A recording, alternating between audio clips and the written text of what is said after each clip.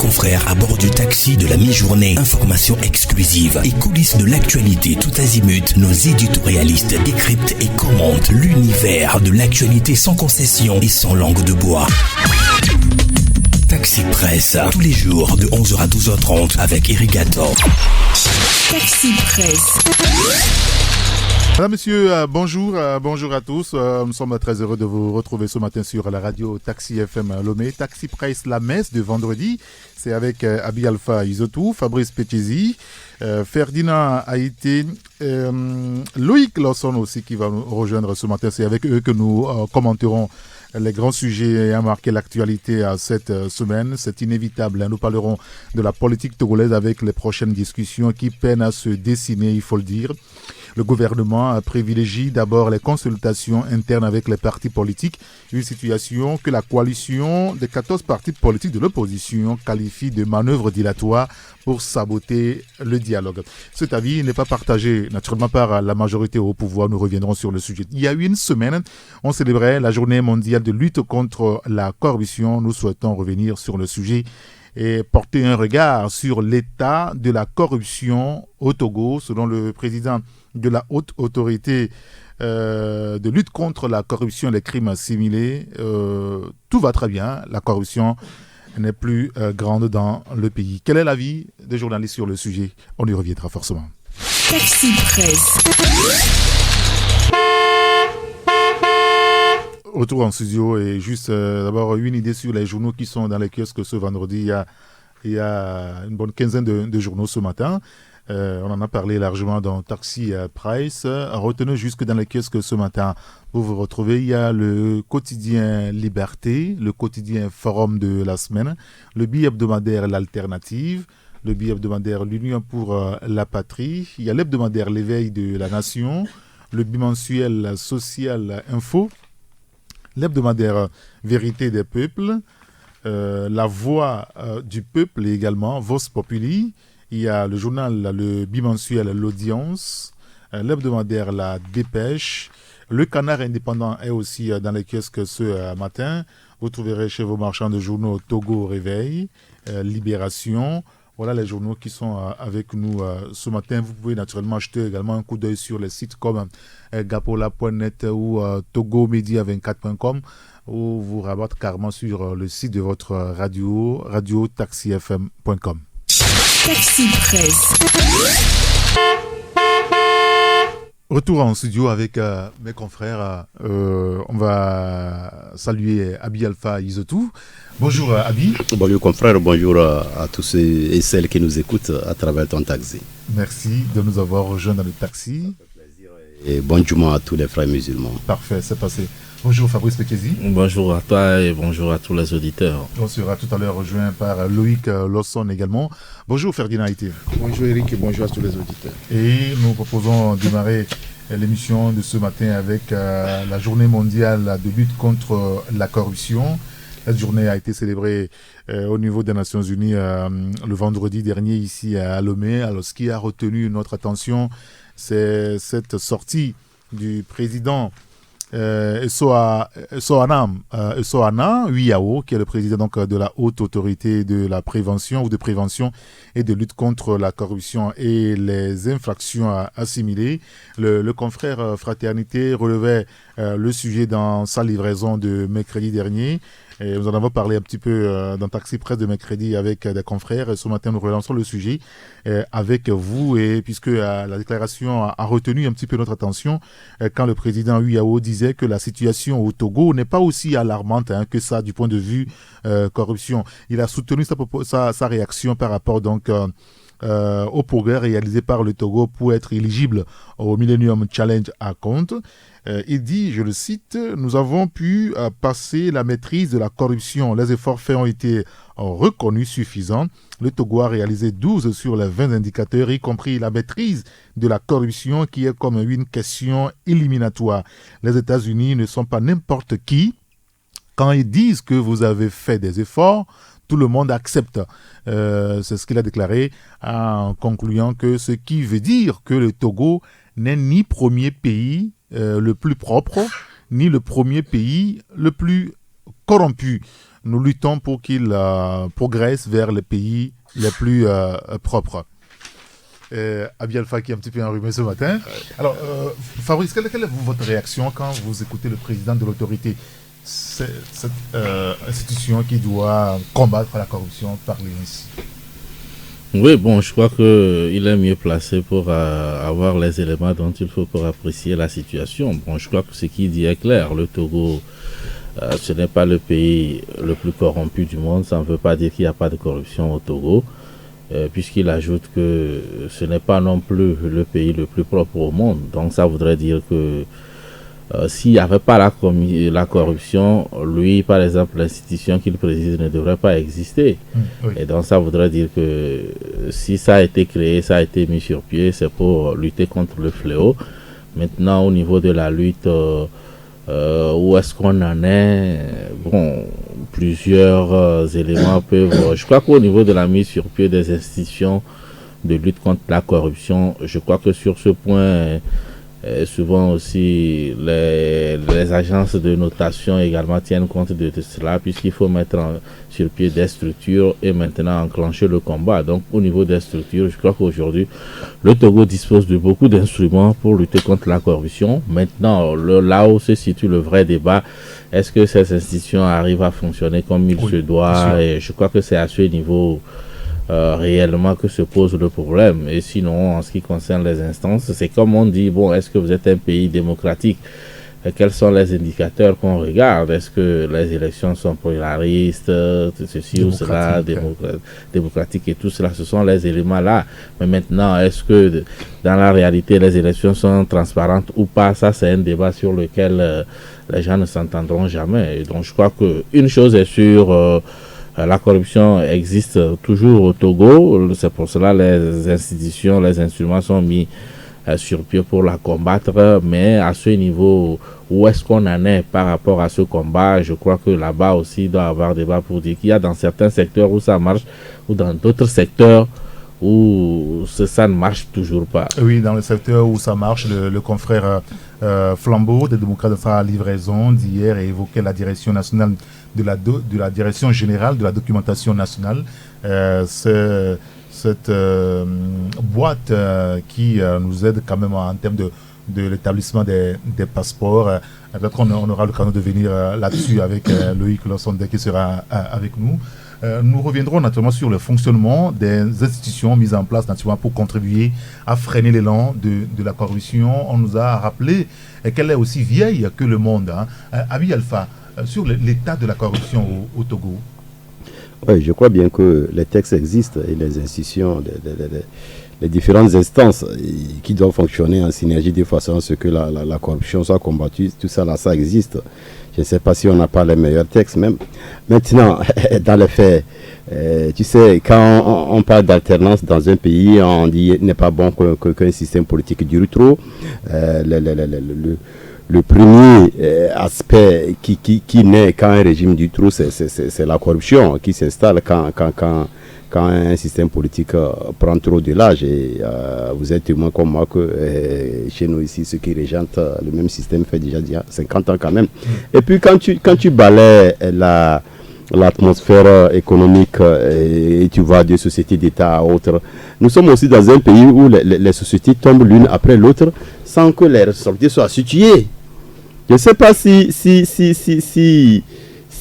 l'impunité est un bon partenaire de la lutte contre la corruption, mais nous sommes quand même dans un pays où les institutions, c'est-à-dire les sociétés de l'État, qui sont censées, n'est-ce pas, renflouer d'une façon substantielle les caisses de l'État tombent l'une après l'autre. Si elles ne tombent pas, elles sont morosées.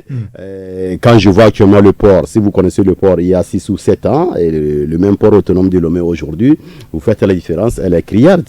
Si vous connaissez le terrain, les gisements d'extraction et de traitement de minerais de phosphate, si vous le connaissez il y a 10 ans et aujourd'hui, c'est la nuit et le jour. Donc quand tu regardes, quand tu balayes toutes ces sociétés-là, sans oublier des projets qui de temps en temps ont demandé de gros financements, des financements sont consentis, mais concrètement, quand on vous parle par exemple de contour global, qui a eu besoin de 125 milliards et que jusqu'à présent, nous ne sommes pas sortis du spectre des délestages. Ça fait problème pour que moi je puisse vraiment être d'accord. C'est vrai, les États-Unis, d'accord, mais le problème n'est pas le même. Ça c'est clair. Donc moi j'ai des raisons de continuer par vraiment mettre des réserves par rapport à ceux qui sont trop optimistes vis-à-vis du niveau de lutte. Et puis quand ces institutions-là se mettent en place, et surtout que quand on parle de Millennium Challenge, c'est aussi un concours qui demande à ce qu'une république réunisse certains paramètres pour être éligible à un certain fonds. Oui, donc, exactement. Donc c'est comme un élève à qui on avertit, on dit, Ferdinand, dans 7 mois, tu dois passer tel concours. Il prend toutes les dispositions. S'il était un habitué de certains endroits, il va commencer par se faire rare pour préparer son examen. Donc si à un moment donné, le Togo a serré la ceinture pour être éligible à Millennium Challenge, ça c'est un autre débat. Mais qu'on ne dise pas que la corruption a reculé. Surtout que nous sommes dans un pays où les scandales, surtout financiers, ne marchent pas avec la reddition des comptes. On parle de scandales financiers, tel a détourné tel milliard, tel a détourné telle somme, mais on ne voit pas quelqu'un qui est derrière les grilles. Tout ce monde-là ronfle tout doucement. Tout ce qu'on arrive par moment à les faire, c'est de les mettre un peu en isolation, le temps de les observer. S'ils savent se taire, s'ils savent faire les dociles, après quelques mois, on les ramène dans les circuits. Et puis c'est comme ça. Nous avons vu des ministres ici qui ont été éclaboussés par des scandales de 7 milliards. Après, ils sont revenus en force. Il y a plein de cas, des gens qui sont éclaboussés par des situations financières difficiles, mais qui sont revenus dans des positions que vous connaissez. Donc, quand dans un pays comme ça, les gens nous parlent d'une corruption qui a reculé ou bien, moi j'ai des raisons de mettre beaucoup de doutes. Ferdinand, quel est votre commentaire quand le président de la haute autorité ou de cette institution-là, qui doit quand même combattre avec rigueur et efficacité la corruption, nous dit que la situation en réalité de la corruption au Togo n'est pas si alarmante que ça? Non, moi je partage la une de mon confrère Fraternité. C'est une déclaration scandaleuse, surtout venant de quelqu'un qui vient d'être nommé à la tête d'une institution qui n'est même pas encore installée. C'est-à-dire que l'institution n'est même pas encore de locaux. Non, ça fait une année. Oui, ils n'ont même pas encore de locaux. Je vous ai dit qu'ils ont pris des bureaux en face du stade de Kégué-là-bas qui sont en train d'aménager depuis 1 an et qui vient se fendre d'une déclaration comme ça en partant juste du cadre réglementaire. C'est-à-dire que pour la question du Millennium Challenge, Fabrice l'a dit d'une manière ou d'une autre, on vous demande de remplir un certain nombre de critères sur le plan réglementaire. Comme si on parle de démocratie, est-ce que vous avez une constitution, est-ce que vous avez une cour des comptes, est-ce que vous avez la haute cour de justice, est-ce que vous avez une justice et tout ça. Maintenant, la manière dont ces choses fonctionnent, c'est pas ça le problème pour le moment. Donc, on dit, bon, le Millennium Challenge, le Togo a fait un effort parce que le Togo a créé la haute autorité de lutte contre la corruption. On dit, bon, ça fait 2 points. Et donc, si à partir de la création de cette institution, les Américains donnent un avis qui est favorable, on ne vient pas dire que bon, c'est parce que les Américains ont parlé que la corruption a reculé. Tout le monde sait comment ça se passe au Togo. Et vous ne pouvez pas aujourd'hui aller faire un papier quelque part sans donner de l'argent. Et les corps les plus corrompus, le président de cette commission vient même d'un de ces corps, c'est la justice. On sait tout ce qui se passe dans ce pays, dans le foncier, avec les entreprises, les conflits commerciaux et tout. Comment est-ce que les juges et tout ça sont corrompus? C'est pas nous qui le disons, mais il y a des rapports qui le disent. La police aussi est fortement corrompue. Il y a le rapport très régulier de Transparency International sur le sujet. La police est fortement corrompue. Tout le monde sait, quand vous allez tout à l'heure dans les rues, comment est-ce qu'ils sont là avec leur bic et une feuille, ils prennent des sous auprès des chauffeurs et tout ça. Maintenant, quand vous prenez le pays dans son ensemble, tous les secteurs sont gangrénés par la corruption. J'aurais souhaité qu'ils disent, écoutez, en tant que président, qui ne minimise pas le phénomène, mais qu'ils disent que, bon, mais il y a sur le plan institutionnel des efforts qui ont été faits en mettant certaines institutions en place pour compléter l'arsenal de répression. Maintenant, on va passer à la phase même opérationnelle qui consiste à fouiller partout. Il y a ce genre de corruption. La semaine dernière, on a parlé ici des 600 millions qui se sont volatilisés. Bien sûr. Et ce n'est pas fini, ça. C'est pas fini. Et donc, il y a 2 ans, on a parlé de l'argent de la Cannes de 2013 qui s'est aussi volatilisé. On a parlé de la route Lomé-Fougan, les 26 milliards, c'est pas 26 millions qui se sont volatilisés. Il y a eu le projet BIDC, on n'a jamais fait d'enquête, donc quand on vient nous dire que non, que le phénomène n'est pas aussi alarmant que ça, c'est pas sérieux de la part de quelqu'un qui a la responsabilité de diriger une institution qui doit lutter contre la corruption, parce que la grande corruption et la petite corruption au Togo, c'est partout. C'est partout.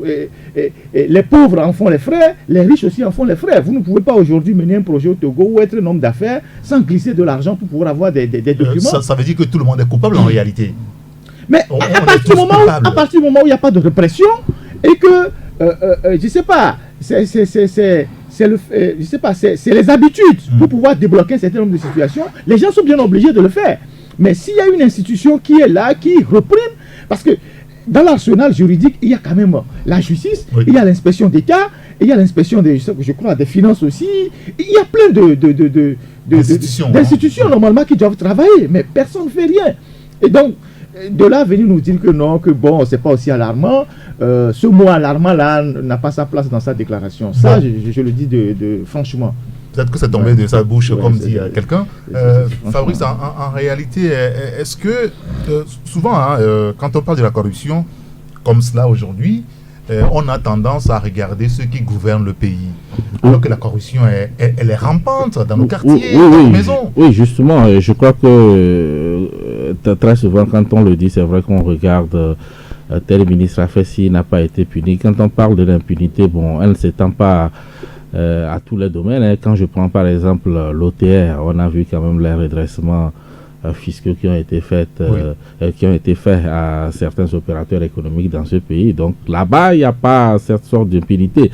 Mais maintenant, au niveau des décideurs, est-ce que les gens sont corrompus ou pas? Et bon, parfois, c'est des accusations, puisque après on ne suit pas l'affaire pour savoir exactement. Que nous n'avons pas une idée claire sur leur patrimoine.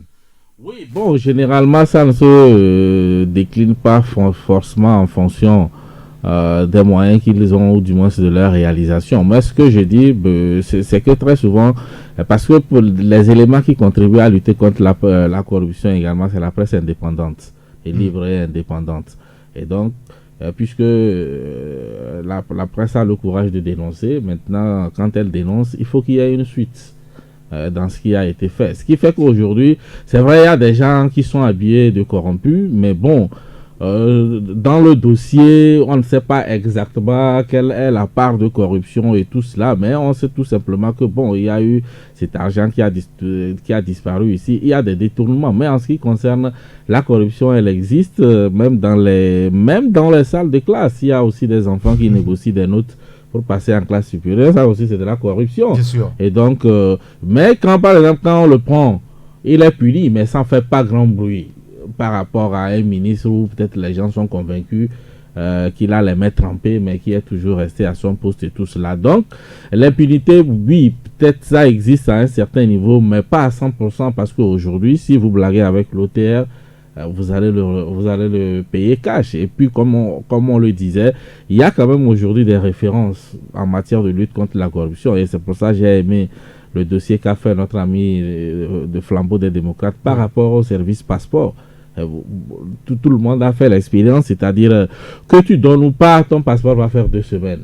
Oui. Si tu t'amuses à donner à quelqu'un, il te dira oui, le dossier avance, mais ça fera 2 semaines. Ça fera 2 semaines quand même. Tu ne donnes rien également, ça fera 2 semaines. Et donc, à ce niveau-là, on se dit qu'il y a quand même des efforts qui ont été faits. Mais dans d'autres domaines, par exemple, dans le domaine du football, vous avez vu même le simple championnat, comment ça s'est terminé. Finalement, on dit, bon, tout le monde est admis. Il n'y a pas d'échoué et tout cela. Ça, c'est des éléments de la corruption également. Et quand vous prenez également d'autres secteurs comme le secteur dans lequel nous sommes, la presse. Également, on n'a pas également les mains propres. Nous avons aussi les mains sales et tout cela. Et donc, c'est pour cela, effectivement, on ne peut pas Et que quand il dit que ce n'est pas alarmant, ça ne veut pas dire que ça n'existe pas. Ça existe. Mais je crois que c'est vrai qu'il ne lui revenait pas. Peut-être qu'aussi qu'il veut justifier un bilan d'un an. Mais il ne lui revenait pas peut-être... un bilan qui n'existe pas. Parce que depuis là, on ne nous a rien dit par rapport donc à l'état de la lutte. Oui, il a fallu cette journée pour qu'il vous dise que quelque chose a avancé. Donc peut-être que ça ne devrait pas venir de lui. Parce que si dans le coin, il y a des gens qui continuent et puis celui qui est censé leur faire la peau, les poursuivre, dit que ça va, les gens peuvent se frotter les mains dans le coin. Donc ce n'était pas à lui de faire cette communication. Je crois qu'il y a d'autres, il y a la presse, il y a autre chose. Il y a beaucoup d'institutions qui peuvent constater quand même que ça évolue ou ça n'évolue pas. Eric, il faut ajouter que quand on parle de la corruption, c'est vrai, comme l'a dit le confrère Ferdinand, il y a l'arsenal qui est mis sur le terrain. Mais comment fonctionne l'arsenal? Nous sommes ici autour d'un plateau, nous avons toujours répété que la Cour des comptes, par exemple, n'a jamais fonctionné en tant que telle, par rapport aux raisons que vous connaissiez. Donc, quand tu fais ramasser de tout ça, là, ça fait... Et puis, apparemment, moi, je pense que certains responsables se méprennent par rapport à ce qui devait être la corruption et ce qui ne l'est pas. Apparemment, certaines villes habitudes sont rentrées dans le quotidien et les gens pensent que ce n'est plus des mauvaises habitudes. Je vous donne un exemple. Nous étions ici quand Alternative avait publié un scandale de triche au bac. Oui. Je crois l'année passée. Oui. Et c'était dans une école juste à côté de nous là-bas. Comment les élèves et les enseignants s'organisaient pour tricher au bac? Quel résultat ça a donné concrètement? Quelles dispositions ont été prises sur le plan national pour que ça ne se répète pas, ou bien pour que les fautifs soient n'est-ce pas, punis? Jamais. Je vous parlais ici de l'ENES d'Atakpamé, où tout récemment le tout-puissant Ayassor qui a mis un de ses petits frères là-bas pendant longtemps, je crois qu'il a fait pas moins de 9 ans là-bas. Une bonne partie de ceux qui sont admis là-bas le sont par paiement de 1,2 million pour avoir accès à l'école. Il a fallu tout récemment que le scandale, n'est-ce pas, éclate et qu'on prenne une cinquantaine de bénéficiaires, y compris le directeur de l'ENES. Il a fait quelques jours à la DPJ. Après, c'est toujours le même Ayassor qui intervient. Manu Militari, on le libère, on laisse les autres. Je ne sais même pas si actuellement les 50 autres là, comment ça s'est terminé. À un moment donné, c'est comme un appel un avis d'appel à, je ne sais pas, pour que chacun vienne sauver son homme. C'est-à-dire, si tu as un cousin là-bas, c'est à toi de voir quel juge il faut voir tout ça là. C'est comme ça, à un moment donné, les grands bonnets de ce pays que tu connais défilaient de juge en juge pour que chacun, n'est-ce pas, pour faire libérer son homme. 50 enseignants qui sont censés donner, c'est-à-dire apprendre aux élèves les bonnes manières, qui accèdent à leur statut d'enseignant par la triche, par le paiement de l'argent là où il faut un concours.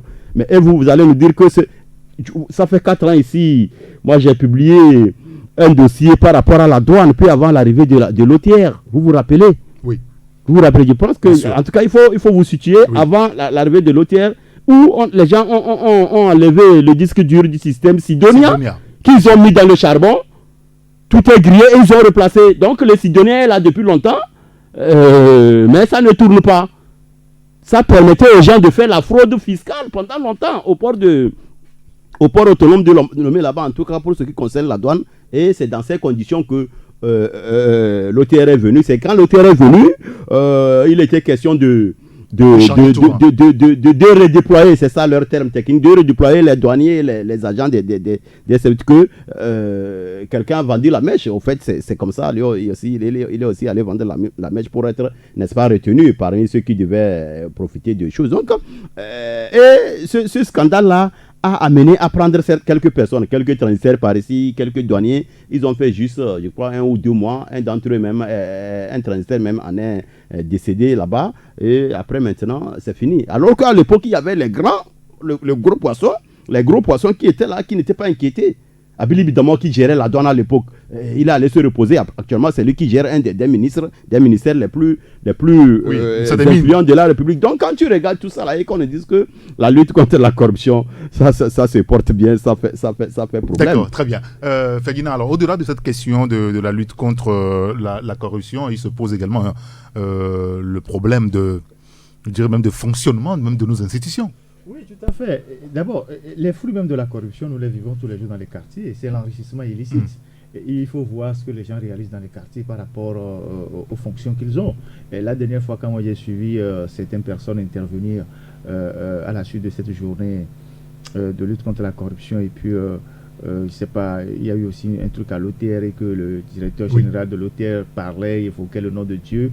J'étais dans mon coin, j'ai beaucoup souri. C'est-à-dire que voilà des gens qui sont là, qui sont impliqués dans des affaires pas possibles et qui viennent dire oui, Dieu est ci, Dieu est ça, que la corruption, Dieu n'aime pas la corruption. Vous voyez comment est-ce que les gens utilisent le nom de Dieu en Afrique pour flouer les gens.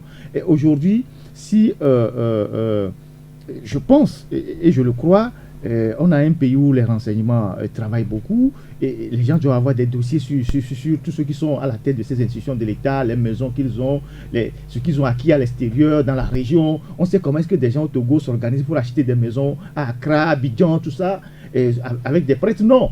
Maintenant, les institutions sont là. Mais il faut une volonté politique. Si vous allez sur un terrain, on vous dit de ne pas aller là-bas, parce que le scandale que vous voulez révéler là-bas peut éclabousser des gens d'un niveau incroyable. Vous arrêtez. Mais en même temps, est-ce que nous n'avons pas à la tête de nos institutions des gens, je dirais, mentalement forts pour aller ils ont une mission à faire. Non, je ne pense pas. Il accomplit ce point bas. Je ne pense pas. Allez un peu à la justice. Si vous avez des amis qui sont juges, posez-leur la question de savoir sur certains dossiers comment ils fonctionnent. Dès qu'un coup de fil arrive, on vous dit d'arrêter, mais c'est que bon, vous arrêtez. C'est comme ça que ça fonctionne. Parfois même, ce n'est pas des coups de fil qui viennent même parfois même du président. Ça peut être un officier supérieur ou quelqu'un qui dit bon, ce dossier-là, je ne veux pas qu'on le touche. Le juge, il rentre dans son trou. C'est comme ça que ça se passe. Donc, moi, je pense que le fonctionnement même des institutions est un problème. Ces institutions sont là de nom, c'est des enjoliveurs, mais au fond, il n'y a pas de fonctionnement. Et l'exemple que je vous donne, c'est la haute autorité de la lutte contre la corruption. Cette institution a été créée il y a 1 an. Est-ce que vous trouvez normal que pendant plus d'1 an, après, c'est maintenant qu'elle est en train de s'installer? On a créé l'institution depuis 1 an. C'est maintenant qu'on lui trouve un siège.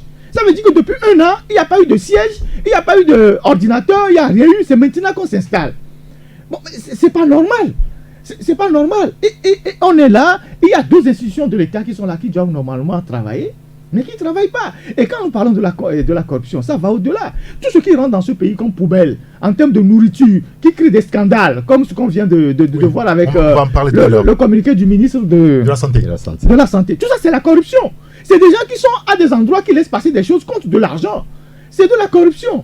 Donc, tout ça, ça crée des effets sur les populations. Les boissons frélatées, tout ce qui rentre comme qui peut tuer les Togolais, et qu'on laisse passer, soit aux douanes, soit je ne sais pas où des gens ferment les yeux. Moyennant quelque chose, c'est de la corruption.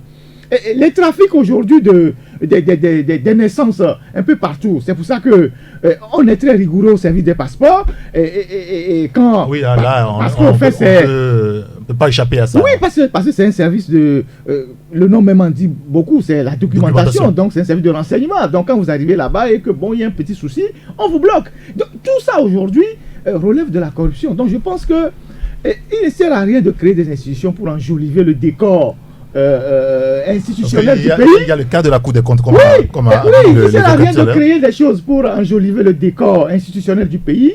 Encore faut-il que ces institutions, on leur donne des moyens pour travailler véritablement et traquer les gens. Moi, je suis convaincu que si on doit faire vraiment une lutte contre la corruption au Togo, je suis sûr qu'on va construire encore de nouvelles prisons. Parce que depuis la base, depuis la comptabilité d'un petit CHR, je ne sais pas, à Mangoua d'Apao, jusque dans le ministère des TP, en passant par le ministère des Finances, on attrapera des gros poissons.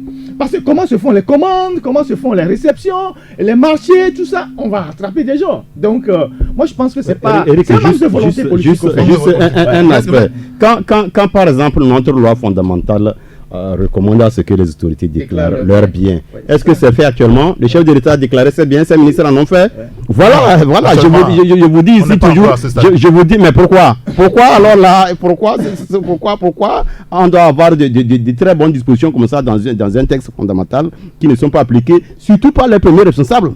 Ce n'est pas un Ferdinand ou bien ça pose un problème un Fabrice Pékézi qui est en train de sortir entre les mailles de la loi, qui ne veut qu'on arrive à prendre, mais c'est quand même ceux qui sont censés. Je vous dis ici que le bon dirigeant, ce n'est pas seulement celui qui donne les ordres, mais aussi celui qui donne l'exemple. Oui. Que les dirigeants nous donnent l'exemple en déclarant leurs biens.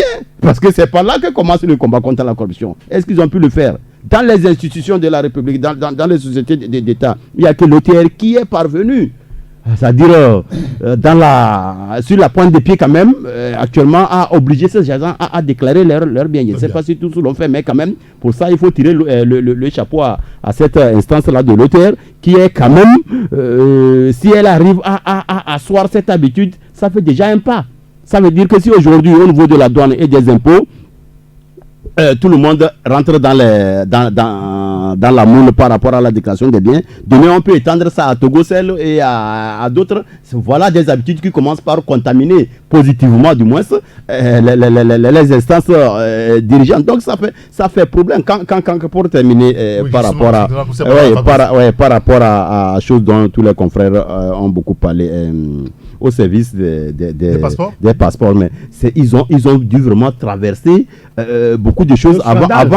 Moi, j'ai rencontré pendant au moins une heure de temps le directeur, le commissaire général Ahar, parce que j'étais devant un dossier difficile où tout le monde se plaignait à moi, machin, tout ça. J'ai dit, mais est-ce que ça là, c'est affaire écrit dans la presse que vous avez un passeport qui ne sort pas? Quand même, interroger le directeur du service pour savoir pourquoi le passeport ne sort pas. L'essentiel n'est pas d'être en Europe et de se dire que j'ai envoyé l'argent et les dossiers, que ça ne sort pas. Donc c'est comme ça que j'étais tellement harcelé par ceux qui se disaient victimes. Ça m'a obligé à rencontrer pour une fois de ma vie le directeur du service passeport. On a fait un bon moment. Quand il te parle, à la fin de cet entretien, ce n'était pas une interview, mais c'était tellement poignant, c'était tellement scandaleux que ça m'est resté dans la tête comme un enregistrement. Je suis allé, j'ai vomi tout sur un papier. Je l'ai appelé, j'ai dit, bon, vraiment ce que vous avez dit, c'est vraiment pertinent. J'ai eu pitié à votre place, dans votre rôle là-bas de directeur des services passeport. Est-ce que vous permettez que je publie? Et c'est comme ça que j'avais fait sortir le dossier là. Si vous retournez dans mes publications d'il y a 2 ans, 3 ans, vous allez voir, c'est un scandale ce que les messieurs là vivent là-bas.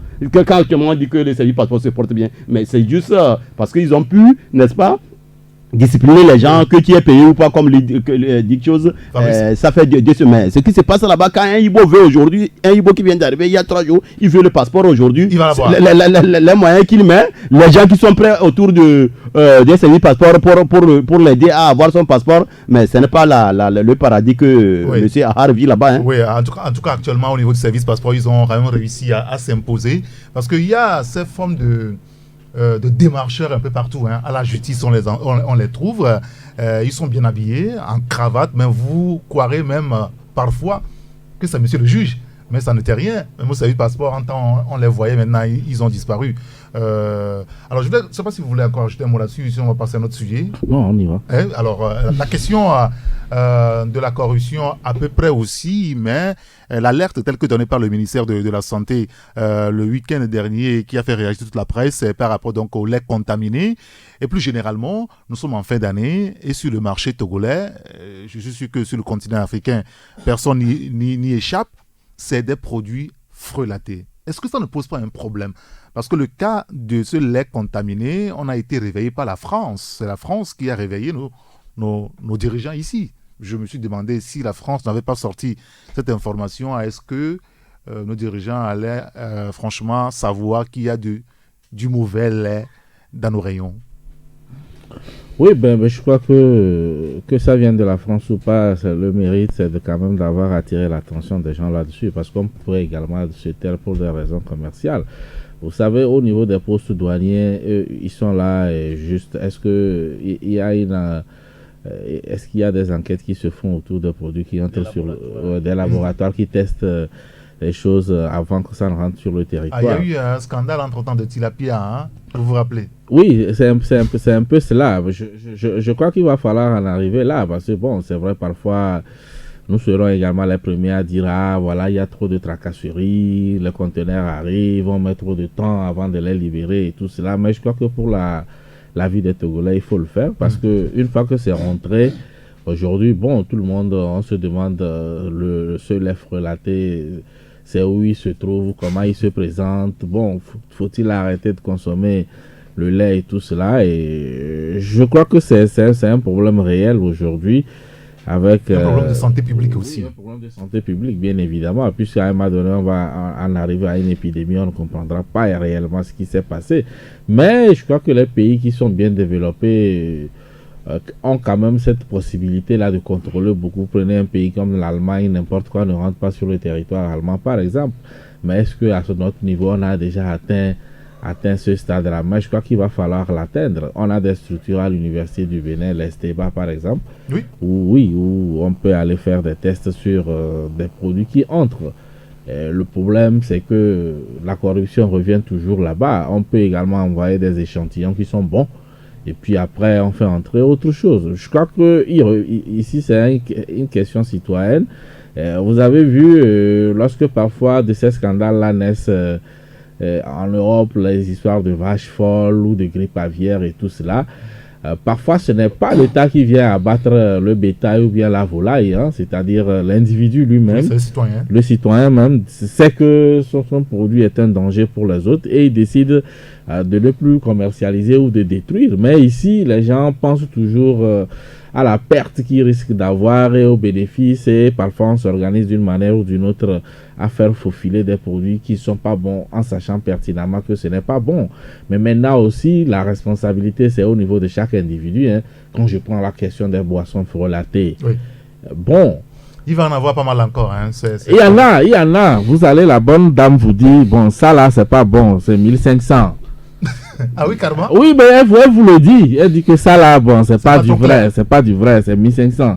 Mais l'autre, voilà. Mais il va prendre pour ce qui est... Il va vouloir prendre ce qui est moins cher. Ouais. Et là, on ne peut pas dire que tu ignores. Un produit pharmaceutique qu'on vend au bord de la route, sous le soleil ardent, pendant des jours, des semaines et des mois.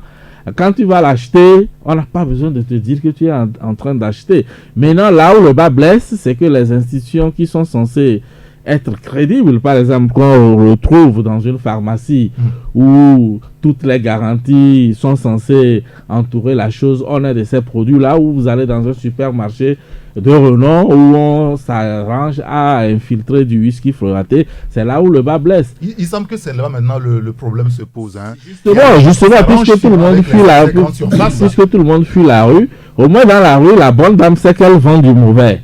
Maintenant, il ne reste qu'à toi de te décider. Mais quand à un moment donné on fait dans des caves à vin où on vous dit c'est du bon alors que quelque part c'est du mauvais qui est là-bas, je crois que c'est à ce niveau-là, c'est très malhonnête.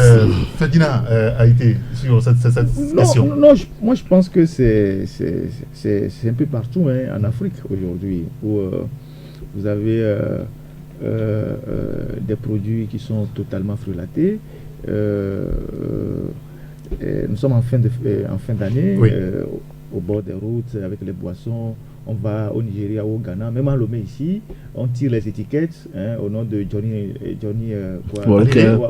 Johnny Walker, et puis tout ce que vous savez comme boisson spiritueux, tout ça, et on colle. Ils ont aujourd'hui avec la technologie, l'imprimerie, tout ça, ça a évolué. Donc on fait les choses et on va au bord de la route. Il n'y a pas de répression.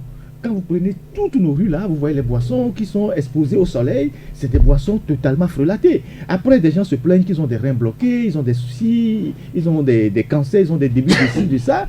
Et un État ne peut pas laisser continuer comme ça. À un moment donné, il faut réprimer. C'est vrai que ça permet des gens de vivre, mais regardez au Bénin, même en Côte d'Ivoire, on a lancé une campagne contre les produits pharmaceutiques frelatés. Oui. Et on a pris des stocks de produits chez un député au Bénin il y a quelques jours. Oui. Le député a pris la poudre d'escampette avec sa femme. Et c'est une affaire qui agite le pays, qui met aussi en exergue la faiblesse de l'ordre des pharmaciens. Et donc, comment est-ce qu'un député fait rentrer des produits qui se retrouvent dans certaines pharmacies? En Côte d'Ivoire, le combat est lancé. Donc, je crois qu'aujourd'hui, dans nos pays, il y a du boulot. Il y a véritablement du boulot. Il faut donner les moyens aux institutions. On a parlé de l'Esteba. Il faut créer des laboratoires. Parce que nous avons passé toute notre vie à ne rien faire en Afrique, à part danser. Donc, nous ne continuons pas à tout importer de l'extérieur. Comment c'est? Mais on n'a pas le moyen, qu'est-ce qu'on fait? Mais non, on a les moyens. On a les moyens. Pourquoi on doit aller chercher du poisson frais en Chine? Pourquoi on doit aller chercher du poisson frais en Chine?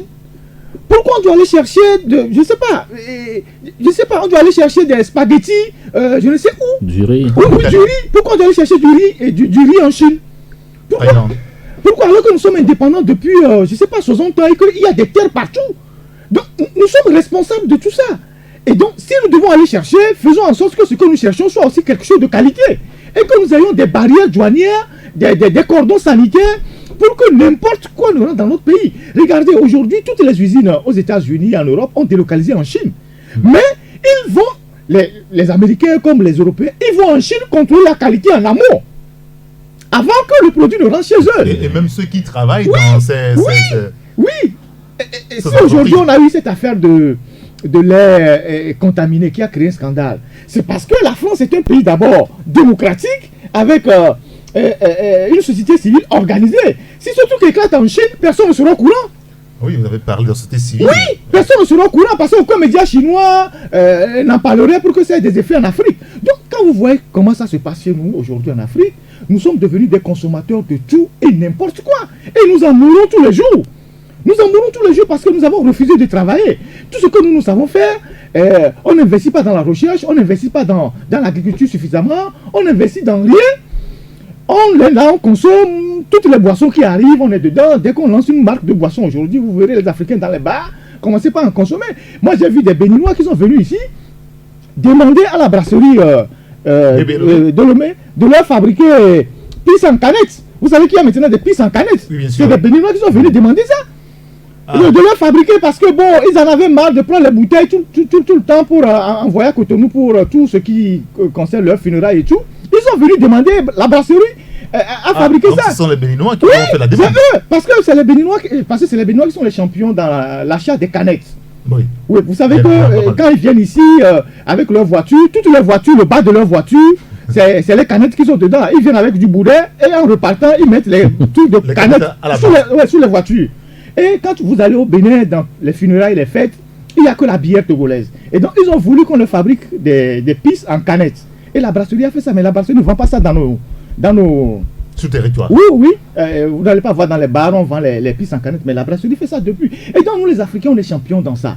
Maintenant, travailler, inventer, créer des choses, on est en retard. Il y a des pays qui font des efforts. On peut citer le cas du Rwanda. Vous avez vu le Burkina qui produit beaucoup de poissons aujourd'hui, des poulets bicyclettes.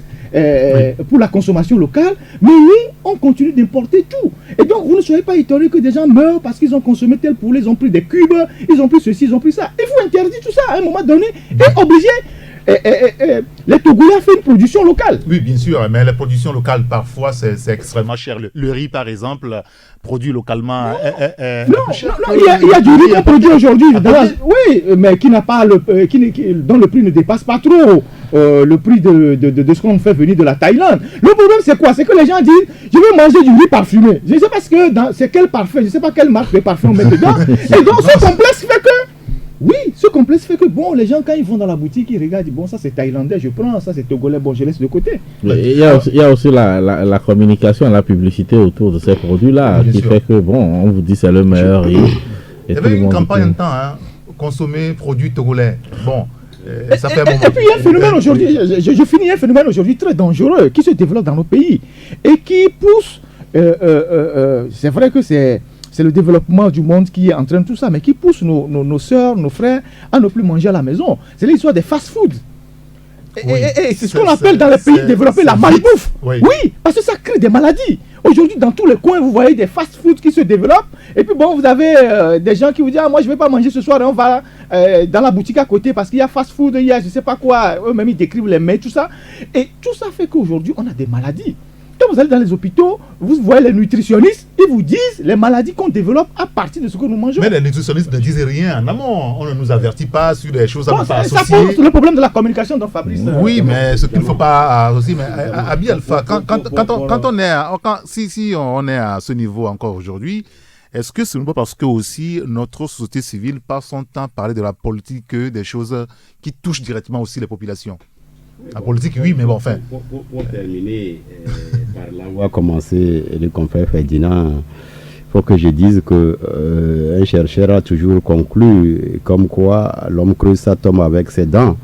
Donc, très souvent, quand vous regardez tout ce dont nous nous plaignons, la fraude qui rentre, la corruption, quand tu regardes, souvent ça se résume à ce que nous c'est-à-dire c'est par rapport à ce que nous mangeons que la fraude est très facile et plus fluide. Il y a aussi un adage qui dit que quand vous tombez, ne regardez pas trop là où vous êtes tombé, mais regardez là où vous avez trébuché. Donc moi, je me plains pas trop par rapport à là où on est tombé. Vous savez quand est-ce que ce système, cette fraude est devenue la bonne méthode? Il y a 10-15 ans, ce n'était pas aussi développé que ça. Ça s'est développé, c'est rentré dans les bonnes méthodes, c'est rentré dans les bonnes habitudes depuis que les dirigeants sont devenus des commerçants. Je crois savoir même qu'il y a des dispositions même dans nos textes même qui permettent maintenant aux agents de la fonction de l'État d'être des hommes d'affaires. Oui. C'est très dangereux. Cette disposition est très dangereuse, mais ça ne dit pas grand-chose aux gens. Parce que ceux qui dirigent le pays, c'est en même temps eux que ça arrange. Entre-temps, nous étions encore enfants, quand on dit importateur de marché, de pagne au grand marché, nous savons quelle catégorie de personnes à peu près fait cette activité. On a une idée. Quand on dit entrepreneurs, ceux-là qui font les routes, tout ça, là, qui construisent des grands immeubles, on a une idée de quelle catégorie d'hommes tiennent ce secteur. C'est comme ça que les activités étaient compartimentées par rapport aux gens. C'est vrai, je ne suis pas en train de faire l'apologie d'une distribution compartimentée des activités, mais depuis que tout le monde est rentré dans n'importe quoi, juste parce que moi j'ai un aîné dans les affaires. Ouais, non, c'est dit n'importe quoi parce que c'est quoi j'appelle n'importe quoi. Il suffit que moi je sois un général aujourd'hui, que j'ai 2-3 maîtresses, j'envoie un 50 000 ici, un 50 millions ici, un 20 millions ici. La première réaction, c'est pour qu'elle est en Chine. C'est elle qui va désormais commencer par importer ce que la bonne femme du grand marché importait. Oui. Quand elle arrive, son conteneur arrive au port autonome de Lomé, les tracasseries, la rigueur que traversait le conteneur de la bonne femme, ça ne va pas traverser parce que c'est la copine d'un général, c'est la copine d'un ancien ministre, c'est la copine de quelqu'un qui est d'un certain rang social. Il y a des facilités et ça rentre. C'est comme ça a commencé. Après maintenant, on n'est pas forcé d'amener ce qui est correct. On peut apporter même ce qui est déjà périmé. Actuellement, quand vous vous promenez sur la route, prenez l'habitude de goûter certains aliments. Si vous avez par exemple l'habitude de manger une biscuit, ce qu'on appelle Lausanne, si vous avez l'habitude de l'acheter par exemple dans un supermarché, encore que même les supermarchés, ça laisse à désirer. Si vous avez l'habitude de l'acheter dans des lieux quand même qui sont corrects, essayez 2 ou 3 fois de l'acheter chez la bonne femme du quartier. En goûtant même, tu sens la différence de goût. C'est-à-dire, quand tu manges, tu sens que ce n'est pas la même chose que j'ai acheté il y a 3 jours dans le supermarché du coin. Mais ça n'empêche pas que les gens continuent pas à manger. Ça n'empêche pas que si tu demandes à cette femme-là, c'est où tu es approché en gros, elle t'amène au grand marché. Au grand marché, c'est presque tout un secteur, un quartier, où on vend les trucs là qui sont vers la péremption ou bien qui sont totalement périmés, dont on a réimprimé, c'est-à-dire la date de péremption. Les étiquettes. Oui, les étiquettes. Ça se trouve entre temps, les gens criaient que... quand même au niveau du ministère du Commerce. Mais nous étions en train de dire qu'une chose c'est d'avoir des structures, l'autre chose c'est qu'elles fonctionnent. C'est qu'elles fonctionnent indépendamment de...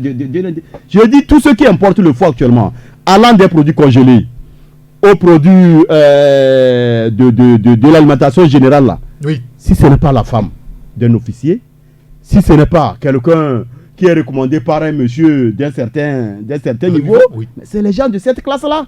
C'est eux qui ont pris le terrain. Même l'épargne au grand marché, quand on parle de entre-temps, de nanabèse, est-ce que ça existe encore? Entre-temps, le combat qu'il y a eu jusqu'à ce que... Il y en a quand même.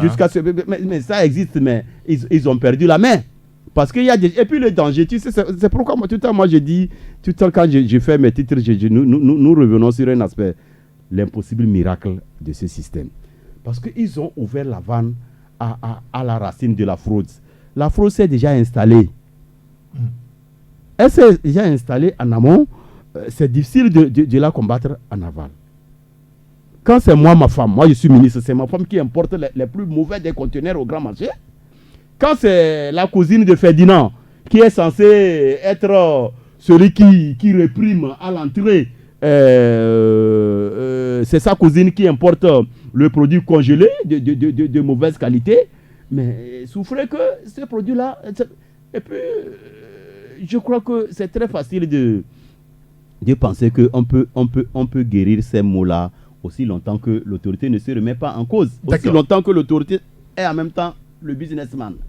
L'autorité dirigeante et le citoyen ordinaire, on va continuer par pérorer ici, ça ne changera pas grand-chose. Messieurs, merci. Taxi Presse. Taxi Presse avec Ferdinand Haïté, Abi Alpha et Fabrice Pékézi. Avant d'aborder la question politique, Fabrice. Alors, si on en est encore aujourd'hui à évoquer les produits périmés sur nos marchés, l'autorité n'a pas fait ça, n'a pas fait ci, est-ce que ce n'est pas parce que aussi on n'a pas eu une société civile forte sur ces coups-là? Oui, il y a ce problème-là aussi, c'est-à-dire que les ligues des consommateurs, l'association des consommateurs, elles ne pèsent pas vraiment, parce que très souvent, quand vous les attendez, c'est quand on augmente... Est-ce qu'on les a affaiblis aussi? Bon, je sais pas, ça dépend des hommes. Et puis, bon, je veux dire, parfois, quand vous les entendez, généralement, c'est quand on augmente le prix du carburant, ils se plaignent. Et ils se plaignent parce qu'ils n'ont pas été associés. Et généralement, c'est ce qu'ils avancent. Nous n'avons pas été associés. Or, l'expérience a prouvé que même quand on les associe, ils ne sont même pas capables d'influencer quoi que ce soit. Donc, apparemment, il y a quelque chose où il y a des jetons de présence où je ne sais pas, c'est ça qui les contente. Et puis, secondo, ce qui les affaiblit aussi, parfois quand il y a des situations où ils appellent les gens à se mobiliser, les gens ne sortent pas. Les politiciens mobilisent plus que les acteurs de la société civile. Ça aussi, c'est une anomalie. C'est une anomalie. C'est-à-dire que quand on dit politique, c'est-à-dire que toi et moi, on ne peut pas voir la même chose. Je peux estimer que cette idéologie politique me plaît. Toi, tu peux penser autre chose. Mais quand on dit, par exemple, que voilà, au niveau de la douane, on laisse rentrer de n'importe quoi, faisons un sitting pour ceci ou cela, les gens ne sortent pas. Bon, ça aussi, ça les affaiblit. Et donc, ce qui fait que parfois, ils sont obligés de s'apoquiner avec les hommes politiques et finalement, ils oublient leur cahier de charge et s'alignent plutôt derrière les politiciens. Je crois que nous sommes tous responsables de ça. Donc, il faudrait, quand vous prenez d'autres pays, vous prenez des pays comme l'Afrique du Sud, on a vu la puissance des syndicats et la société civile. Vous prenez des pays comme le Niger, même le Burkina et autres.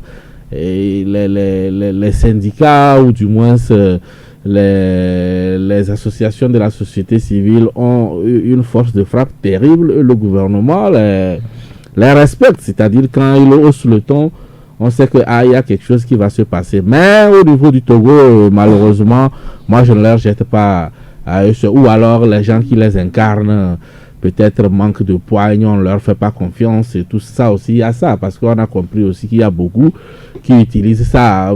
Après, c'est pour devenir ministre ou alors, je ne sais, avoir des postes. Quand c'est comme ça aussi, les gens sont malins aussi, se disent, c'est pas nous, tu vas utiliser pour atteindre tes objectifs. Donc, il y a ce problème de confiance-là, ce qui fait que ces associations de la société civile qui normalement devaient avoir l'adhésion de toute la population, ils n'ont pas cette confiance-là. Ferdinand, au-delà même de ces associations qui ne sont pas fortes sur le terrain, c'est peut-être aussi, comme Fabrice le disait, le charisme des responsables qui incarnent finalement ces associations de consommateurs. Oui, c'est clair que si à la tête d'une association ou d'une organisation de ce genre, celui qui l'incarne n'est pas un homme de carrure, l'association prend un coup. Ça c'est une réalité indéniable. Maintenant, il faut quand même rappeler qu'on n'a pas une longue tradition militante au Togo, comme dans les autres pays, comme par exemple au Bénin, au Burkina ou en Afrique du Sud, où les gens, sur le plan de la société civile, ont eu une longue tradition de militante. Je ne parle pas de militantisme politique, où ils se sont organisés, il y a un contrepoids et tout, et qu'ils ont pris de la force avec le temps. Et ici, ça va arriver avec le temps, mais il faut que tout le système politique soit déverrouillé d'abord, parce qu'aujourd'hui, pour qu'une association comme l'Association togolaise des consommateurs ou la Ligue togolaise des consommateurs puisse aller dans une pharmacie pour faire un contrôle inopiné, il faut que l'État aussi soit derrière eux. Il faut que le cadre juridique leur permette d'aller faire ce genre de choses sans entrave. Par exemple, dès que nous allons dans une pharmacie aujourd'hui, dans des lieux où on ne peut même pas soupçonner qu'on vend du faux, et qu'on y va pour faire un contrôle inopiné, ou bien qu'on signale au ministère de tutelle qu'il y a quelque chose d'anormal qui se passe ici, il faut que les gens aient quand même un poids. Et je sais pas. Et habituellement, au niveau de la Ligue des consommateurs, quand même, on signale beaucoup de choses à l'autorité. Oui, on signale, mais c'est pas encore ça. Vous voyez, c'est pas encore ça. Moi, j'aurais souhaité que dans notre pays ici, pour combler le déficit des structures étatiques, par exemple, au ministère, la structure qui s'occupe du contrôle, parce que l'État n'a pas suffisamment de moyens pour décentraliser toutes ces structures, leur donner les voitures, les moyens pour sortir tout le temps. Il faut une société civile forte. Et que les deux entités travaillent de commun accord pour démanteler tous ces réseaux-là. Autant dans l'alimentation générale, dans les produits pharmaceutiques et dans tout ce qui rentre dans le pays. Il faut vraiment un contrôle accru pour que tout ça s'arrête. Mais tant que l'État ne va pas reconnaître ces associations à leur juste valeur, et que les dirigeants aussi se bagarrent pour être dans les institutions, il y en a un qu'on a balancé dans la haute autorité de lutte contre la corruption. Donc, toutes ces choses-là, si c'est pour les postes de promotion de ce genre, la lutte va s'étioler. Les populations ne vont pas se sentir concernées. Ou si on l'utilise aussi pour des règlements de comptes, parce qu'il ne faut pas aussi oublier ça. Tel importateur veut régler les comptes à tel autre importateur, on donne l'argent à tel, ou bien on dit à tel, il faut attaquer tel produit, on a quelque chose sous la table.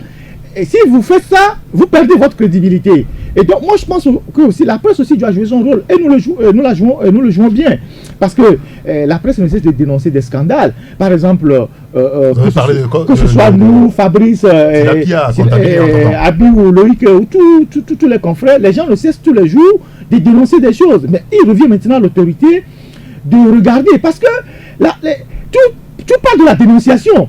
Dans tous les pays au monde, le premier élément en termes de renseignement, c'est la presse. C'est-à-dire tout parle de la dénonciation. Et nous avons récemment parlé de ce produit-là qu'on utilise pour mûrir les fruits et qui crée les cancers. Mais personne n'a réagi.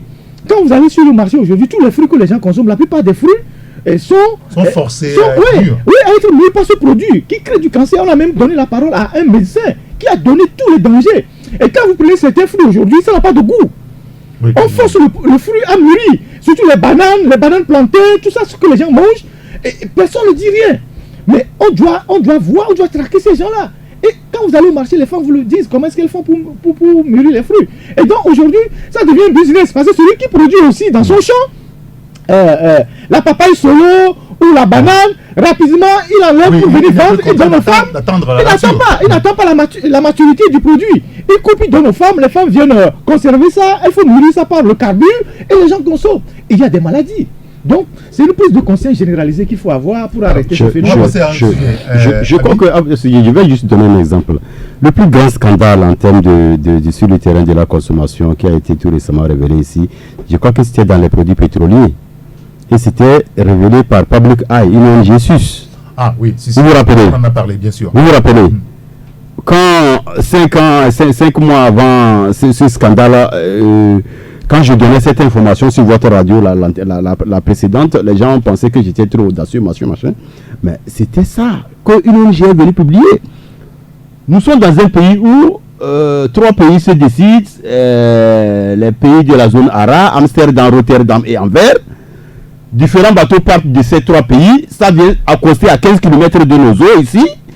on fait le mélange toxique là-bas, et à partir de nos eaux profondes, on distribue dans 8 autres pays de la sous-région. Et les restes en bas là, c'est-à-dire ce qui est vraiment gâté en bas là, ça rentre au Togo. Quand l'ONG a sorti son rapport d'environ 200 pages, quand tu parcours ce rapport-là, la version surtout anglaise, la version française était trop limitée en information. Mais quand tu parcours la version anglaise, tu te rends compte que ce qui s'est passé au Togo, ce n'est pas leur problème. Ils vont se comprendre. Alors que quand c'est arrivé dans... Oui, non, c'est-à-dire l'enquête quoi. Ils ne sont pas intéressés à ce qui s'est passé au Togo. Pourtant, ils sont venus ici. Puisque moi, notre rédaction s'était intéressée à ce dossier avant qu'ils ne publient les résultats. Nous, on a approché beaucoup de structures au niveau du port autonome de Lomé. On nous a confirmé qu'ils sont venus. Comment ils ont fait pour faire les enquêtes, nous savons. Mais depuis que ce scandale est sorti, dites-moi, quelle organisation de la société civile s'est intéressée au niveau du Sénégal, au niveau de certains pays? Des organisations ont esté l'autorité publique devant la justice pour que vraiment la justice soit faite. Parce qu'elle m'a donné des trucs toxiques qui sont rentrés dans le pays. Ça a démoli des parcs. Il faut qu'aujourd'hui les citoyens savent qu'ils peuvent rester l'autorité. Mais ici il n'y a rien. Moi, quand je faisais ce dossier, j'ai fini par découvrir que le laboratoire national, par rapport aux produits pétroliers au Togo, ça n'existe pas. J'espère que je dis ce que nous disons actuellement, ils nous écoutent. Ça n'existe pas. Pour le contrôle. Ça existait il y a 15-20 ans, mais actuellement, ça n'existe pas. Le laboratoire, ça n'existe pas. C'est une structure chinoise qui est un peu vers le port là-bas. Quand ça sort, c'est vers... Mais comment vous pensez que ce sont des Chinois qui vont venir rester à côté de votre port de pêche là-bas pour évaluer de la qualité de vos produits pétroliers et que vous soyez en bonne santé? Mais c'est un peu triste quand même. On va évoluer, parler maintenant de la politique avec d'abord UNIR, la jeunesse de UNIR qui était en congrès il y a une semaine à Dapaon. Fabrice, vous en avez parlé cette semaine dans votre journal Le Libéral, des personnalités qui constituent en réalité le vivier du parti. C'est ces gens-là qu'on a vu à Dapaon l'autre fois. Oui, bien évidemment. Comme je le disais, UNIR qui est né il y a 5 ans, à un moment donné, fonctionnait pratiquement d'une manière où les gens estimaient que ce n'était pas vraiment efficace. Et donc, après, la branche féminine qui a été mise sur pied à Palimé il y a quelques semaines, c'est la branche jeune qui a été mise sur pied du côté de Dapaon. Et nous, généralement, qui parle de jeunesse, parle d'avenir. Et tout porte à croire que c'est ces personnalités qui se retrouvent dans ce bureau, dans ce mouvement qui est né, forcément incarne l'avenir du parti. Et donc c'est un peu UNIR de demain, même si certains sont déjà prêts à affronter certaines responsabilités aujourd'hui. On sent quand même que dans 5 ou 10 ans, c'est déjà à qui on aura affaire sur l'échiquier politique sous la bannière du parti UNIR. Alors aujourd'hui, on a compris pourquoi est-ce que M. Nachaba a quitté la SALT. Bon, je vois pas le rapport parce que je sais il y a des gens qui cumulent ça. Bon, je pense pas que être DG de la SALT est incompatible, par exemple, à la direction à la présidence. Lui-même a dit sur son compte Twitter que c'est le président de la République qui l'a proposé et il a été choisi au Congrès. On comprend que, bon voilà, quand il quittait la SALT, on s'interrogeait quelle est la raison fondamentale qui fait... Même quand il a quitté la SALT, je crois qu'il n'était pas au chômage, je crois qu'il est retourné à la présidence. Oui. Bon, maintenant, est-ce qu'on l'a sorti de la SALT pour qu'il prenne la direction du mouvement jeune? C'est pour ça que je dis, je crois vraiment pas, parce qu'aujourd'hui, on a des gens... qui dirige plusieurs choses au même moment, et c'est pour ça que je me demande si ADJ est toujours vice-président d'UNIR. Il fait partie des vice-présidents d'UNIR, mais il garde toujours son poste, donc ça veut dire que il n'y a pas d'incompatibilité à mon avis. Mais ce qui est sûr, Il pouvait faire les deux. Pourquoi on l'a enlevé de l'autre côté? Je crois que jusqu'alors, on n'a pas encore cette raison. Mais je ne pense pas que c'est parce qu'on voulait qu'il prenne la branche jeune du parti UNIR qu'on l'a sorti de l'autre côté. Parce qu'il y a des gens dans cette situation qui pourraient faire les deux, quoi. Ferdinand, vous avez un commentaire à faire là-dessus? Abi? Non? Bon, moi je crois que Fabrice a tout dit. Comme les autorités nous ont habitués à sauter les gens sans justifier des raisons de leur départ, je crois que les gens vont toujours conjecturer par rapport au départ de M. Nachaba de la Sarthe. Donc, si entre-temps il était partagé entre la Sarthe, la présidence et quelques occupations politiques, et finalement on finit par le démettre de la Sarthe pour se confirmer dans sa zone là-bas. Bon, tant mieux, l'essentiel que ça marche pour les jeunes partis qui estiment qu'il faut faire aussi avec les jeunes mecs, quoi. Très bien. Alors on va aborder l'autre sujet, c'est par rapport donc à la crise politique togolaise, les discussions politiques, on le disait depuis un moment, qui se font finalement désirer. On n'a plus jusqu'aujourd'hui une idée claire sur la couleur que prendra le dialogue politique, mais il va y avoir un sommet demain à Abuja. Et Ferdinand, comme vous l'avez écrit ce matin, sûrement que la crise togolaise va être abordée par les chefs d'État de la sous-région. Oui, tout à fait. La crise sera abordée par les chefs de l'État de la sous-région qui se réunissent demain à Abuja. Le sommet était au préalable prévu ici, initialement, c'était au Togo, parce que le mini-sommet, le sommet à mi-mandat du président en exercice se tient toujours chez le président, oui. Et le sommet ordinaire se tient à Abuja après en juin. Donc, le Togo devait abriter ce sommet, sauf que la situation tendue que traverse le pays n'a pas milité pour l'organisation de ce sommet ici. C'est vrai que les autorités togolaises y croyaient, ils avaient même mis au ministère des Affaires étrangères des commissions qui travaillaient à la préparation. Et après, depuis Abuja, on a dit non, on ne peut pas venir ici. Et le Togo a fait un forcing. M. Faure Gnassingbé allait voir le Nigeria. D'abord, il est allé voir Ouattara et puis ensuite, il est allé voir le président du Nigeria. Mais bon, ils n'ont pas accepté que le sommet se tienne ici. Et donc, depuis mercredi, la session ministérielle est ouverte à Abuja sous la présidence du Togo. Et demain, les chefs d'État vont se réunir. Au menu, plusieurs sujets que j'ai décrits ce matin. Surtout la question du Maroc, l'intégration du Maroc. Parce que c'est à Lomé que ça devait être acté.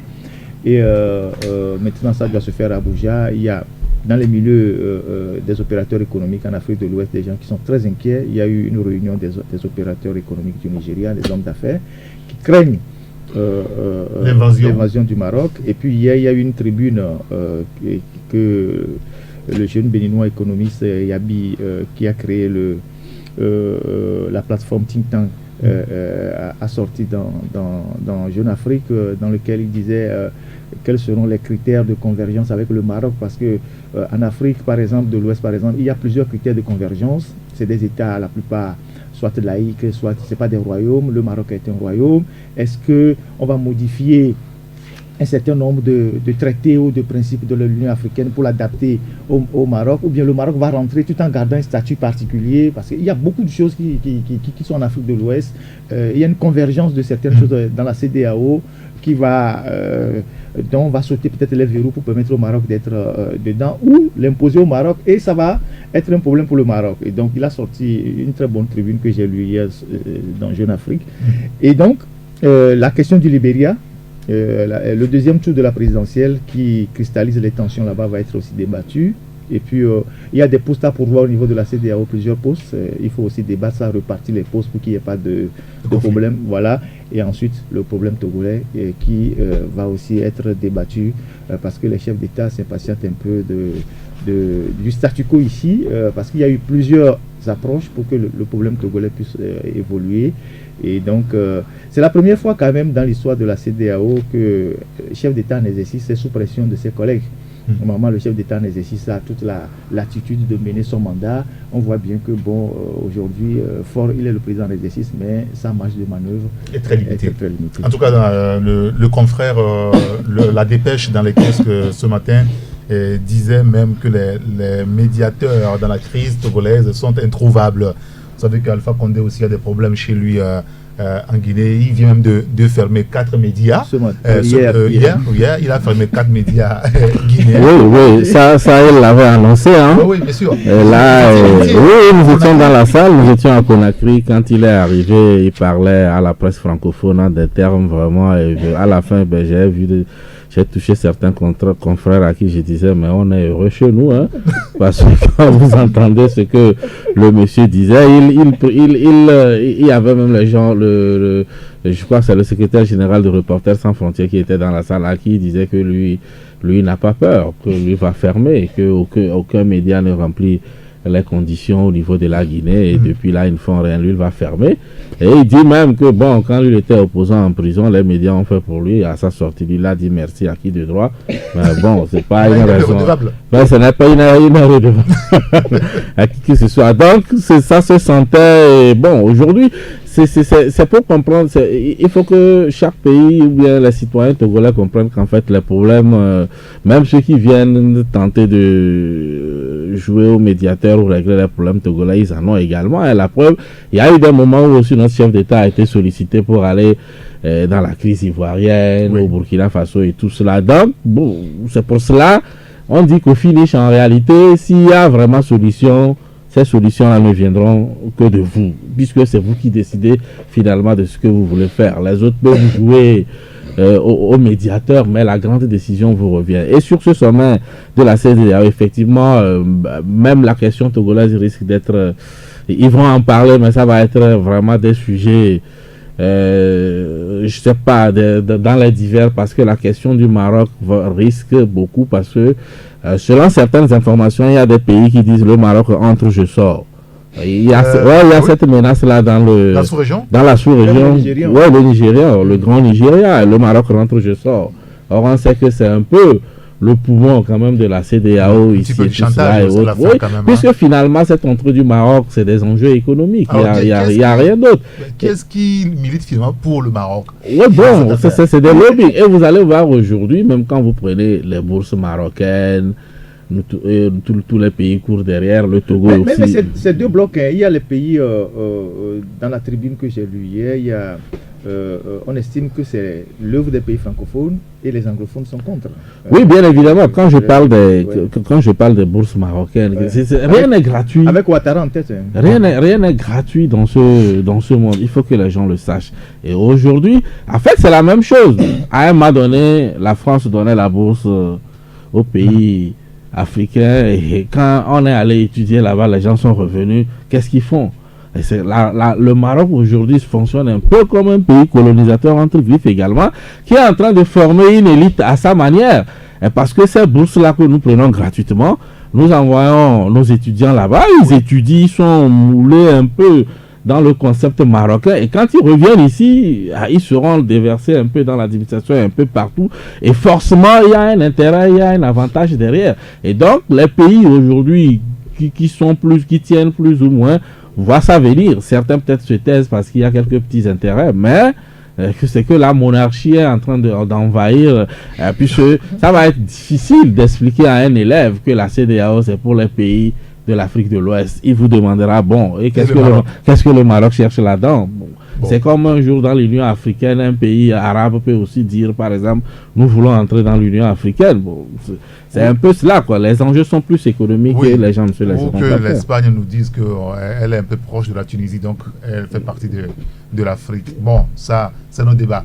Mais, je crois que par rapport au Maroc, les sages africains disent qu'on ne traverse pas le serpent pour prendre le bâton. Mais c'est ça que le Maroc est en train de faire. Mais on prend le bâton avant de c'est clair. Ça, donc on ne traverse pas le serpent pour prendre le bâton. C'est ça que le Maroc est en train de faire avec cette alliance contre nature, tout le monde le sait. Maintenant, par rapport à ce qui en sera à la CEDEAO, à Abuja, qui devait normalement, une séance qui devait avoir lieu ici, bon, maintenant, on va voir. Mais est-il que... et puis quand tu regardes, avant que le Maroc ne franchisse ce pas, ou bien ne demande à franchir ce pas, tu vas voir qu'il y a eu des partenariats État bilatéraux de longue date entre le Maroc et beaucoup de pays. même certains pays qui actuellement posent comme condition. Ils l'ont construit. Exactement. Ils savent là où ils Exactement. Donc maintenant que lui a eu le temps, le Maroc a eu le temps de parce que c'est vrai, par rapport à comment le Maroc est géré, par rapport à sa vision de l'islam même. Quand tu regardes, il n'est pas le Maroc n'est pas trop le tasse de café la tasse de café des pays totalement arabes, tels que l'Arabie Saoudite et autres. Quand tu parcours ces milieux-là, tu sais que par rapport à la pratique même de l'islam, les autres disent que le Maroc, ce n'est pas ça, quoi. Tu comprends, non? Donc, mais le prince il a été formé à tu vois, donc exactement. Donc quand tu regardes tous ces aspects-là et ce qui se passe sous le Maroc, après cette longue collaboration État-État, vient maintenant chercher à franchir ce pas-là. Ça dit beaucoup de choses, mais pour le moment, on ne peut pas joser dans toute la quintessence ce que le Maroc, l'État marocain, cherche vraiment derrière cette adhésion qui ne dit pas son nom. Avant de revenir sur le dossier togolais, sur la question du Maroc, j'aimerais juste dire que nos chefs d'État se comportent comme des gestionnaires de comptoir. Vous avez vu quand les colons sont arrivés, les gens géraient les comptoirs et tout ça. Il suffit que on fasse un lobby, on donne de l'argent à quelques États et puis les gens ferment les yeux sur certaines choses qui sont des choses importantes. Aujourd'hui, économiquement, le Maroc est déjà présent. Au Togo ici, ils ont toutes nos banques, ils ont nos assurances, ils ont tout. En Côte d'Ivoire, ils ont tout acheté. C'est-à-dire qu'ils ont préparé ça à la grande date. En Côte d'Ivoire, ils ont tout acheté. Aujourd'hui, ils sont dans la télécommunication, ils sont tout. Nous, c'est pour eux aujourd'hui ici. Oui. Toutes les assurances au Togo, c'est à eux. Alors, presque. Oui, presque. Alors, moi, je me pose une question. Par rapport à la tribune que j'ai lue hier et à une autre tribune que j'avais lue précédemment, nos fameux intellectuels, les économistes, depuis que ce sommet a eu lieu à Abidjan, non, c'est des questions qui reviennent. Mais on va laisser l'intellectuel là. Non, excuse-moi, c'est pas. Ça n'a rien à voir avec la politique togolaise.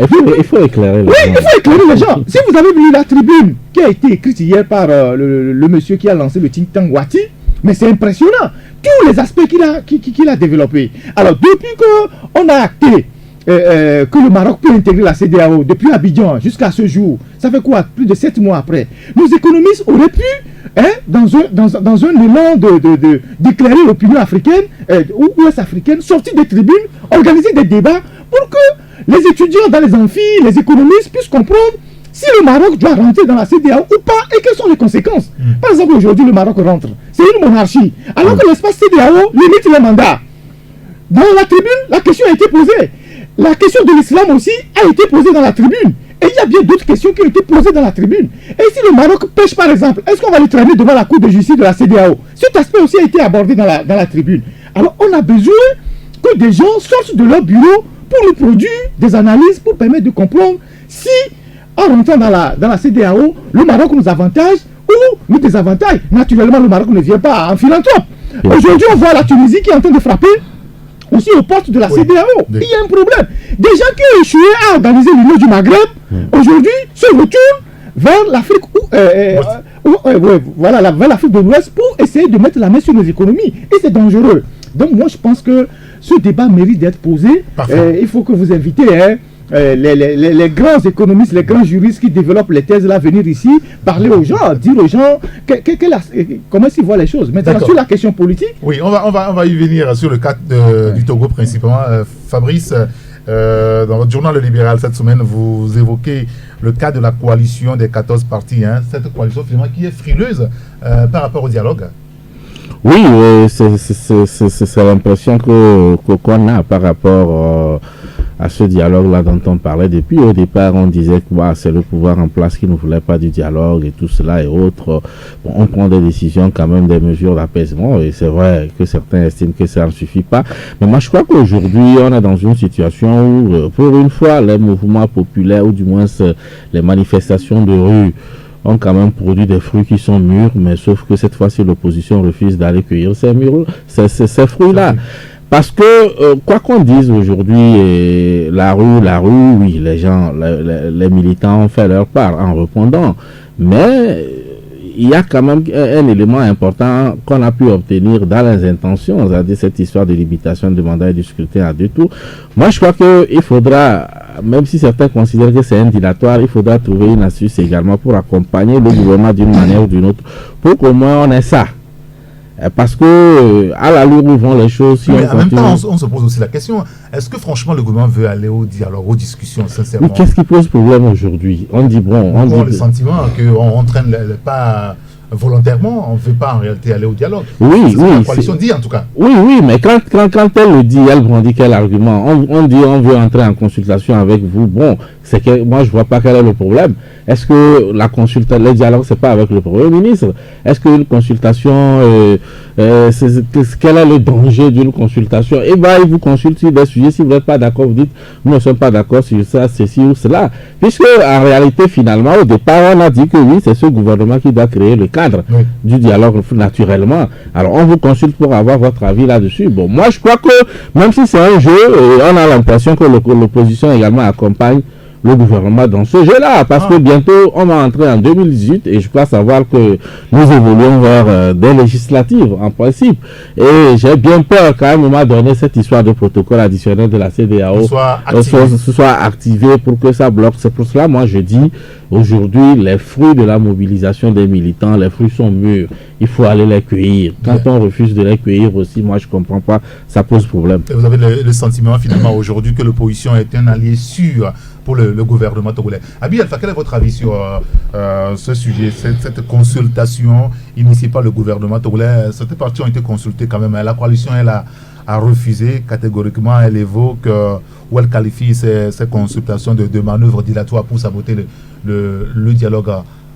Sincèrement, il faut quand même aussi accepter faire le pas pour qu'on en finisse une fois pour tout par rapport à cette crise. Ce n'est pas le premier dialogue au Togo.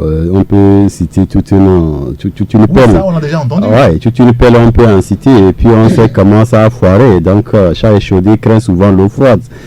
Moi, je pense que c'est trop facile, comme dit le confrère, que l'opposition accepte d'accompagner le système en place dans cette logique-là. C'est l'impression que ça dit, c'est ça, c'est l'impression que ça donne. Qu'il est en train de vouloir la chose. Par exemple, quand on parle de mesures d'accompagnement, c'est quoi mesures d'accompagnement? Je dis mesures d'apaisement. C'est quoi mesures d'apaisement? Qui a enflammé le pays? Pourquoi on apaise? C'est parce qu'à un moment donné,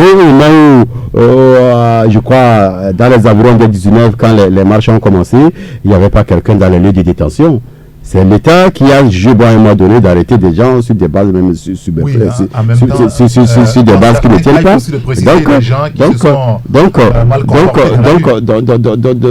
Donc je crois que on a arrêté les gens, ça a fait monter la tension. À un moment donné, on dit bon, il faut faire baisser la tension et en libérant quelques-uns. Et puis quand avant la libération des deux imams, c'est toute une liste à libérer. Les gens qui ont été détenus dans le cadre des manifestations depuis le 19, je crois savoir que c'est ça, que ça devait être, mais actuellement il n'y a que les deux imams là qui ont été libérés. Même au niveau des Kara, le jour où les imams se faisaient libérer, ils devaient être avec les autres codes de tenue et les formalités ont commencé.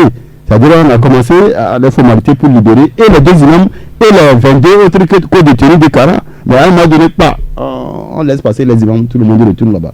Donc, si vous vous rappelez, dès les premières heures de la libération des imams, c'était dit que les imams et les codes de tenue de Kara ont été libérés. Oui. Mais au fait, ils sont encore là-bas. Donc, quand tu regardes, c'est pourquoi dans notre édition d'hier, nous disions que le régime en place a commencé le marchandage de ces otages politiques.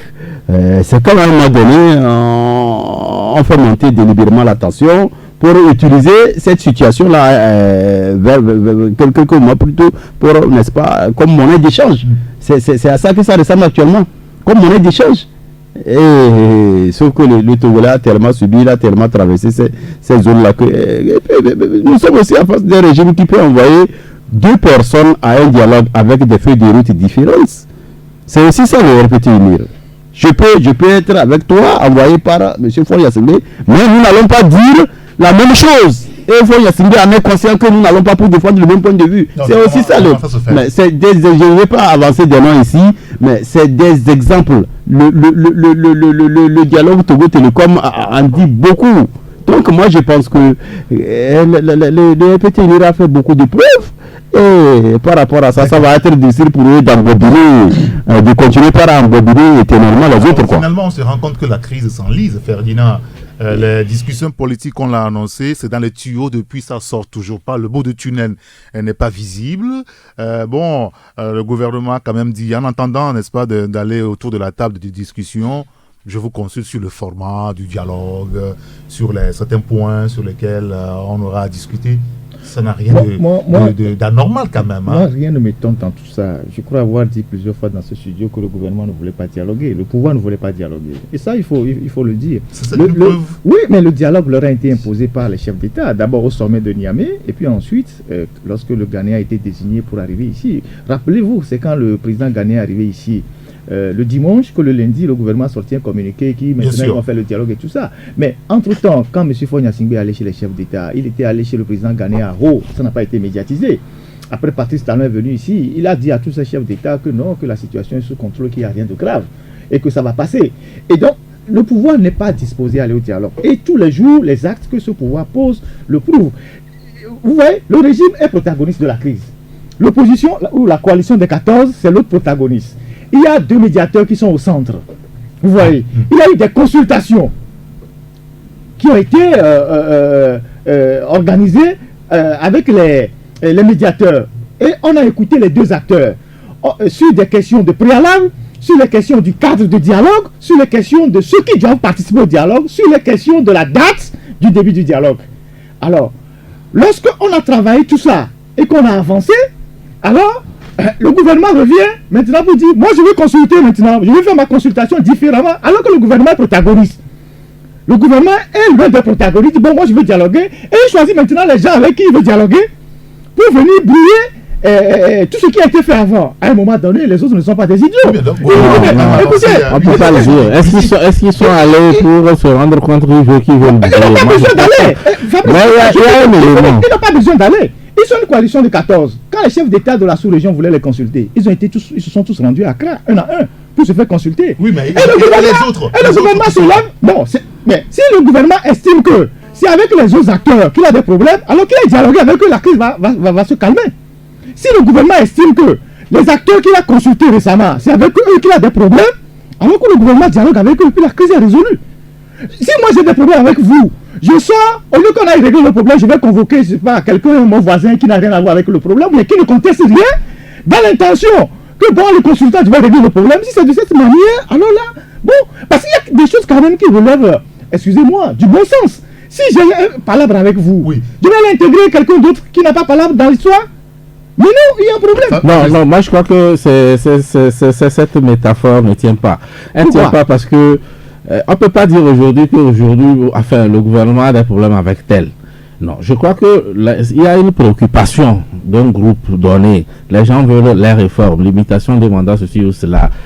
Et dans le quartier, il y a aussi d'autres personnes, même s'ils ne sortent pas pour manifester, ils sont également pour cela, même s'ils ne manifestent pas à vos côtés. Donc, aujourd'hui, on ne peut pas circonscrire ce problème togolais-là à la coalition des 14. Moi, je suis désolé.